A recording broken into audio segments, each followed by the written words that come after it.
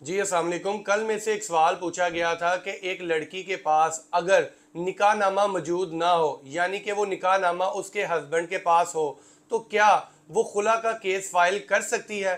तो इसका जवाब है कि जी हाँ। अक्सर हमारे माशरे में लड़के वाले निकाहनामा अपने पास रख लेते हैं और लड़की के पास नहीं होता। इस सूरत में भी वो खुला का केस फाइल कर सकती है।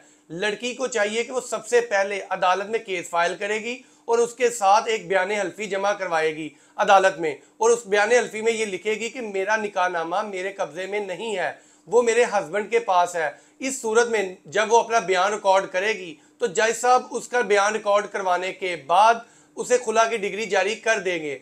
और इसके लिए शर्त ये नहीं है कि आपके पास निकाहनामा हो, निकाहनामे के बगैर भी लड़की अपना खुला का केस फाइल कर सकती है। उसे सिर्फ और सिर्फ बयान हल्फी ही अदालत में जमा करवाना पड़ता है, और जब वो अदालत में जमा करवाती है और अदालत उसे खुला की डिग्री जारी कर देती है। ये तमाम प्रोसीजर होता है अगर लड़की के पास निकाहनामा मौजूद ना हो। इस तरह की वीडियोस जानने के लिए और इस तरह की मालूमात को देखने के लिए आप मेरा चैनल सब्सक्राइब कर सकते हैं। Thank you.